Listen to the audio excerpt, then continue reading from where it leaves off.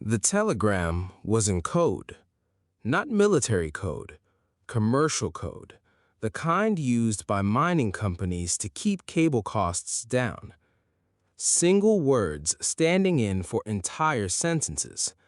George Bernard Reynolds, standing in the Persian foothills near a place called Masjid Suleiman, the Mosque of Solomon, composed a message to his employers at the Burma Oil Company in Glasgow. The word he chose referenced Psalm 104, verse 15, oil to make him a cheerful countenance. It was May 1908, and Reynolds had been ordered to stop. That's the part that almost didn't happen.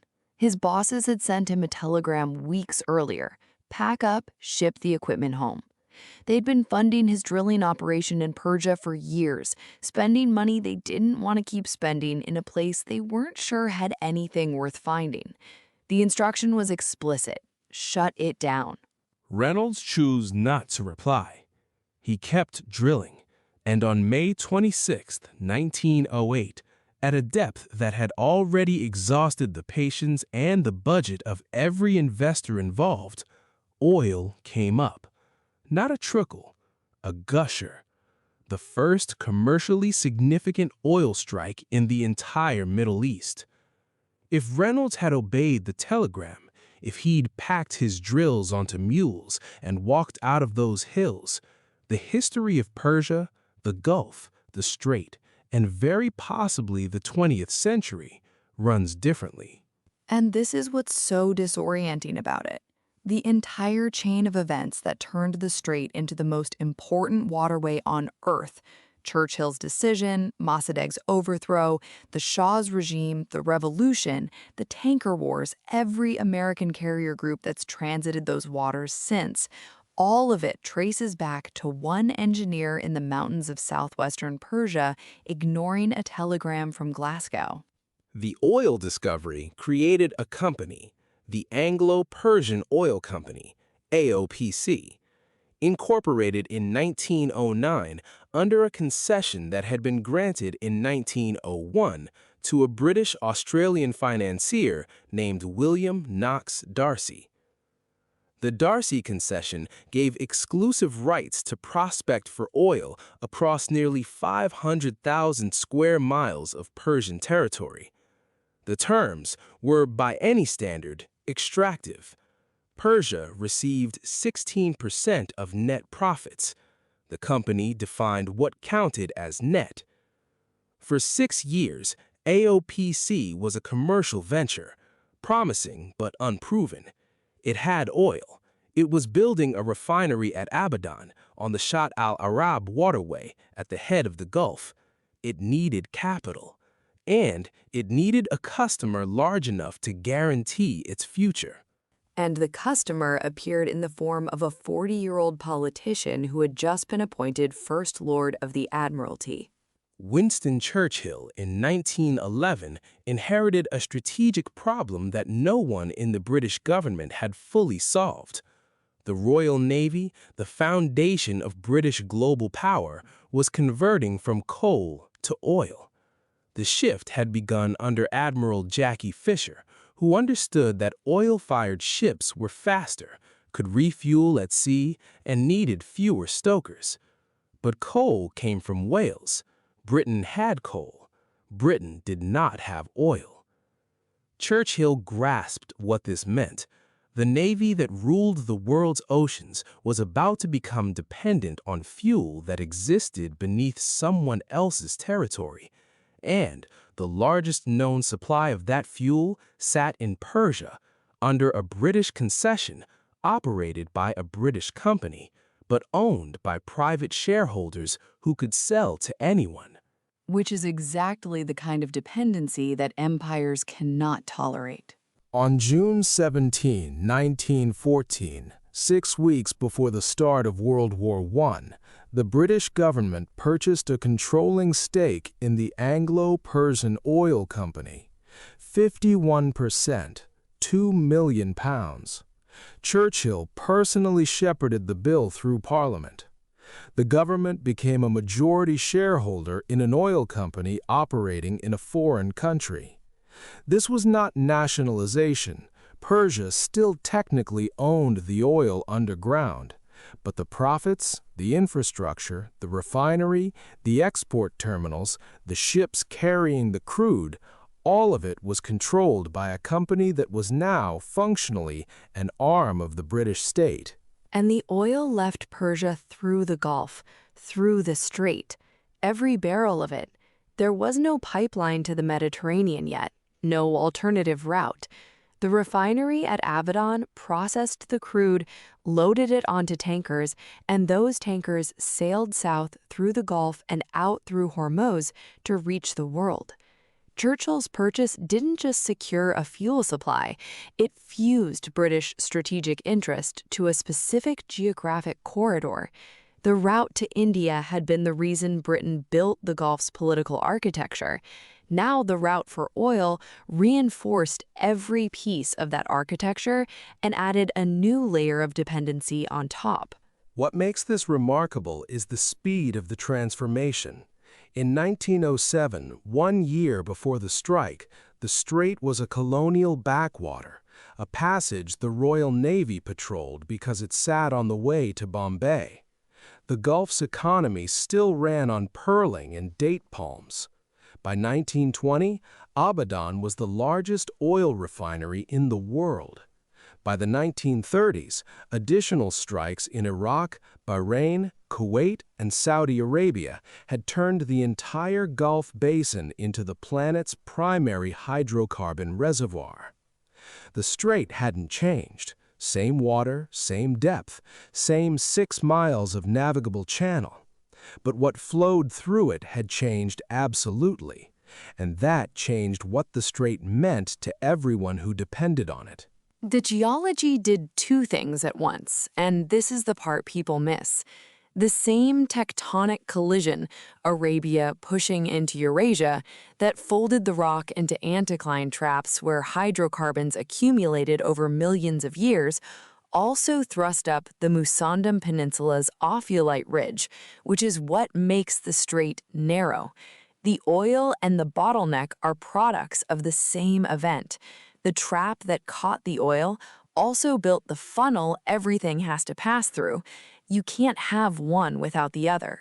And Persia, Iran, sat on both sides of that equation. It had enormous reserves of its own, and it held the northern coastline of the strait. Every tanker leaving Kuwait, leaving Iraq, leaving Saudi Arabia, leaving Bahrain, passed within range of the Iranian shore. This was true in 1920, it is true now. Not because of any strategic achievement by Tehran, because of where the deep water runs. The shipping lanes hug the Iranian side. The navigable channel pushes closer to Iran than to Oman because of how the seabed is shaped. Shallow water and islands on the southern side, deeper drafts available along the northern shore. Every supertanker transiting Hormuz passes within 20 to 30 miles of Iranian coastal defenses. That's geology dictating the terms of military confrontation. For 4 decades after Churchill's purchase, the arrangement held. Britain controlled AOPC, renamed the Anglo-Iranian Oil Company in 1935. Iran received its 16%. The refinery at Abadan grew. The revenues flowing to London dwarfed the revenues staying in Iran, and successive Iranian governments chafed at the terms, but lacked the power or the political moment to change them, until 1951. Mohammad Mossadegh was elected prime minister by the Majlis, the Iranian parliament, on a platform that had one unmistakable centerpiece: nationalization. On May 1, 1951, the law was signed. The Anglo-Iranian Oil Company's assets in Iran, the wells, the refinery, the pipelines, the housing compounds, the entire apparatus became the property of the National Iranian Oil Company. And this is where the chain reaction becomes visible. Churchill's 1914 purchase made Iranian oil a British state asset. That arrangement's terms were so tilted that nationalization became inevitable, and nationalization triggered the next link. Britain couldn't accept it. The revenues were too large, the strategic dependency was too deep, and the precedent was too dangerous. If Iran could nationalize, so could Iraq, so could Kuwait, so could every oil-producing state where British capital had sunk wells. London organized a global boycott of Iranian oil. The Royal Navy enforced it. Tankers that loaded at Abadan were intercepted. Iran's economy buckled. Oil revenue collapsed. Mossadegh's government weakened. And in August 1953, after months of planning between MI6 and the CIA, Operation Ajax removed him. The Shah, who had briefly fled to Rome, was returned to power. The oil consortium that replaced Anglo-Iranian included American companies for the first time. Britain's exclusive grip was broken, but Western control over Iranian oil was restored. And the thing nobody mentions is how Mossadegh's overthrow created the Shah, who created the dependency that created the collapse. It's not three separate crises. Each one generates the conditions for the next. The Shah, who returned in 1953, understood that his survival depended on two things: American support and a military powerful enough to suppress internal dissent while projecting strength across the Gulf. He pursued both with extraordinary single-mindedness. By the 1970s, Iran was the largest single purchaser of American weapons in the world. F-14 Tomcats, Harpoon missiles, destroyers, hovercrafts for Gulf patrol. The Shah positioned himself as the guarantor of Gulf security, the stronger of Washington's twin pillars. When Britain withdrew from the Gulf in 1971, Iran immediately seized three islands in the strait: Abu Musa, Greater Tunb, Lesser Tunb. The first two sat directly in the shipping lanes. The seizure was contested by Sharjah and Ras Al Khaimah. It remains contested, but the Shah had the military capability, and Britain, departing within hours, had neither the will nor the mandate to intervene. So the northern shore, the islands in the channel, and the most advanced military in the region all belonged to one government, one that existed because a coup put it there, armed with weapons sold to it by the country that backed the coup. The entire security architecture of the strait rested on a government whose legitimacy was, from its foundation, borrowed. And the resentment from 1953 didn't dissipate. It went underground. It found expression in mosques, in universities, in the writings of Ali Shariati, in the sermons of Ayatollah Ruhollah Khomeini, who had been exiled by the Shah in 1964. The specific grievance of the coup, that a democratic government had been overthrown to preserve foreign control of Iranian resources, fused with broader anger at the Shah's authoritarianism, his westernization programs, his secret police. There was a document that survives from January 1979, a message from Khomeini's camp to the Carter White House. Its substance was conciliatory. We are not in any particular animosity with the Americans. Carter's team signaled they were flexible, even about abolishing the monarchy. Both sides, in those early weeks, were feeling for an accommodation. Which means the founding myths on both sides, Iranian and American, are contradicted by the paper trail. The revolution didn't arrive as an inevitable collision between civilizations. There was a window. It closed. By February 1979, the Shah was gone. The Islamic Republic was declared in April, and the new government inherited everything the Shah had held: the northern shore, the islands and the channel, the military hardware, and a strategic position that no revolution could alter. The same geographic fact that had been true since the oil started flowing. Every tanker leaving the Gulf still passed within range of the Iranian coast. The difference was doctrine. The Shah had used his position at Hormuz to guarantee the flow, to keep the American order running. The new government recognized something the Shah had treated as merely incidental, that the bottleneck was leverage. Not just military leverage, political leverage, the ability to threaten disruption without actually disrupting, because Iran's own oil exports also had to pass through the strait. Iran couldn't close Hormuz without strangling itself, but the threat of closure, the constant ambient possibility, was itself a form of power. It shaped insurance premiums, oil futures, naval deployments, diplomatic calculations. The weapon didn't have to be fired. It just had to exist. And 8 months after the revolution, that weapon was tested. In September 1980, Saddam Hussein's Iraq invaded Iran. The war that followed lasted 8 years and killed somewhere between 500,000 and 1 million people. And the Gulf, the Strait, became something it had never been in the modern era, a shooting gallery. Saddam understood the geometric trap. Iran needed oil revenue to fund its war effort. That revenue depended on tankers loading at Karg Island, Iran's main export terminal, and sailing south through the Gulf and out through Hormuz. If you could stop the tankers, you could starve the war machine. Iraq began attacking tankers carrying Iranian oil. Iran retaliated by attacking tankers carrying oil from Iraq's Gulf allies, Kuwait and Saudi Arabia. By 1984, both sides were hitting commercial shipping. This was the tanker war. 451 attacks on shipping between 1981 and 1988. Missiles slamming into oil tankers in international waters. And yet, and this is the number that stops people, fewer than 2% of vessels transiting the Gulf were actually hit.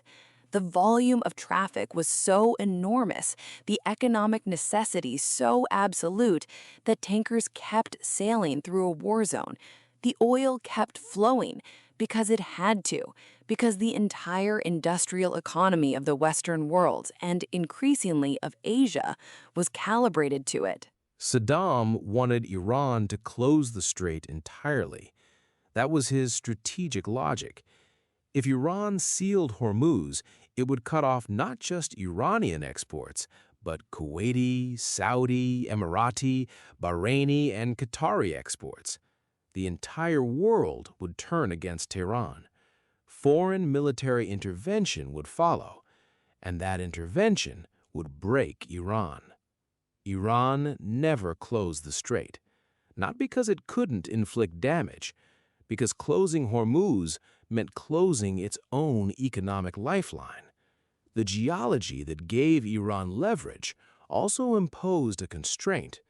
The same water that every Saudi tanker had to cross was the same water every Iranian tanker had to cross. The trap works both ways. And that symmetry, the fact that the choke point punishes the controller as much as the controlled, has held through every crisis since. It's the reason Iran threatens closure cyclically but has never executed it. The weapon is real, but it's a weapon you can't use without wounding yourself. What Iran could do and did was mine the shipping lanes, lay contact mines in the navigable channel. Cheap, crude, effective. A mine doesn't distinguish between an American warship and a Kuwaiti tanker, and a single mine detection could shut down traffic not through physical destruction, but through something more powerful: insurance. If Lloyd's of London classified the Gulf as an active war risk zone, premiums would spike. If mines were confirmed in the shipping lanes, underwriters could cancel coverage entirely, and no tanker sails without insurance. The the financial mechanism was as potent as the explosive one. Which is why, in 1987, Kuwait did something that reshaped American involvement in the Gulf permanently. Kuwait asked both the Soviet Union and the United States to reflag its tankers, to put them under superpower flags so they'd be protected by superpower navies. The Soviets agreed first, and that forced Washington's hand. The Reagan administration couldn't allow Soviet naval escorts in the Gulf, so the United States launched Operation Earnest Will, the largest naval convoy operation since World War II. The first convoy sailed on July 24, 1987. The reflagged tanker Bridgerton, escorted by American warships, entered the Gulf. And on day one, the very first day, the Bridgerton struck an Iranian mine. The Navy escorts had no mine-sweeping capability. They fell in behind the tanker. The warships, designed to protect the convoy, followed in the wake of the vessel they were supposed to be protecting, using its massive hull as a de facto minesweeper. A photograph captured the formation.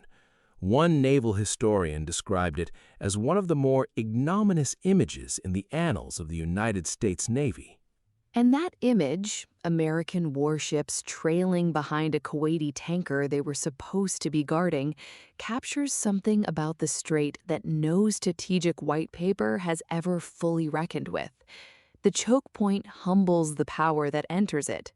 The geography doesn't care about your Navy's tonnage or your defense budget or your carrier battle group. 6 miles of navigable water with mines in it reduces every fleet to the same problem. You have to go through, and going through means accepting vulnerability. The American response was Operation Praying Mantis, April 1988, the largest American naval combat operation since World War II. It included something that had not occurred in decades: a ship-to-ship missile exchange.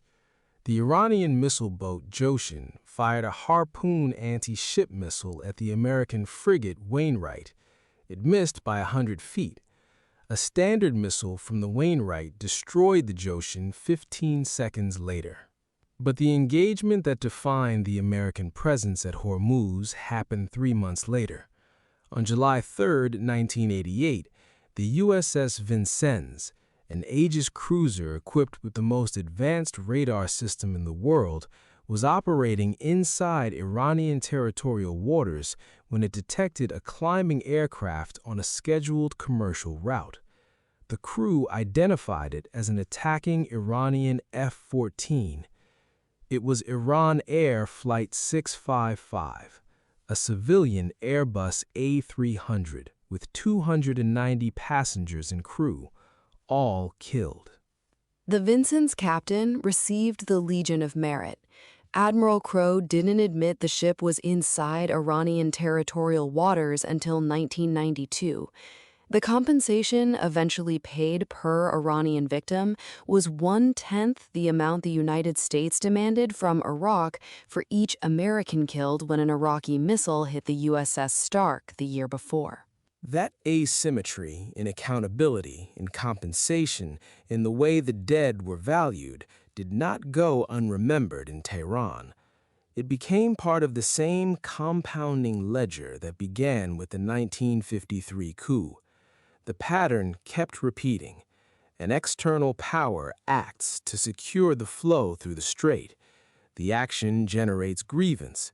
The grievance hardens into doctrine. The doctrine produces the next threat to the flow. And by 1988, when the Iran-Iraq War ended with a ceasefire and no victory for either side, the Islamic Revolutionary Guard Corps had learned something specific from 8 years of fighting in and around the strait. They learned that you don't need a conventional navy to threaten a choke point. You need small boats, fast attack craft, anti-ship missiles hidden in coastal terrain, mines that cost a few $1,000s and can disable a vessel worth hundreds of millions. You need the geography to work for you. Short distances, shallow water, islands for cover. And at Hormuz, the geography was already on their side. The IRGC Navy, distinct from Iran's regular navy, built its entire doctrine around asymmetric control of the strait, swarm tactics, hundreds of small, fast boats operating from island bases, mobile anti-ship missile launchers on the coast, the ability to lay mines quickly in the navigable channel, not to win the naval war against the United States, to make the cost of keeping the strait open intolerably high. And that doctrine rests on the same fact it has always rested on. The deep water runs close to the Iranian shore. The islands Iran seized in 1971 sit in the shipping lanes. The geology that created the bottleneck gave Iran the position. The revolution gave Iran the motive. The tanker war gave Iran the method. So, when you hear an Iranian official threaten to close the Strait of Hormuz, and these threats come cyclically, 2008, 2012, 2019, again in 2025, it's not bluster disconnected from capability. It's a statement about geography, about where the deep water is, about where the islands are, about what it costs to keep 6 miles of ocean open against a government that sits on both sides of the channel. And the question that no American carrier group has ever fully answered is the one that Reynolds' oil strike made permanent. The oil is there. The bottleneck is there. They were created by the same geological event. Every barrel has to pass through. And the government that controls the northern shore, however it came to power, whoever put it there, whoever armed it, whoever overthrew its predecessor, that government holds a position that no amount of naval power can make irrelevant. Because the deep water doesn't move. The islands don't move. And 20 million barrels a day still have to pass through. And the largest share of those barrels, right now, today, isn't going to Europe, isn't going to the United States. It's going east, to China, to India, to Japan, to South Korea. The appetite that pulls oil through the strait is the same appetite that pulled copper and tin and horses through it for 4,000 years. And the nation that now depends on Hormuz more than any other, the ones whose economy is most exposed to a single disruption in that 6-mile channel, has barely begun to reckon with what that dependency means. The weight of what sits on the other side of the strait has shifted again, and the question is whether the next power drawn into the bottleneck has read the history of every power that came before it. Pulse Origins presents Strait of Hormuz, produced by Singularity Pulse Network. This series is for informational and educational purposes only. Historical accounts are sourced from published research, reporting, and public record. Some timelines are condensed for narrative clarity. Nothing in this series constitutes legal, financial, or technical advice. Views expressed are those of the hosts and do not represent the positions of any organization mentioned. I'm Caden. The Pulse Brief is every weekday, 10 minutes. AI, space, crypto, cybersecurity, what matters most today? Find it wherever you listen. I'm Knox. Every Saturday on Pulse Deep Dive, one story told in acts. This season, how AI happened, who really invented the internet, and going back to the moon 53 years later. New chapter every Saturday. Find it wherever you listen.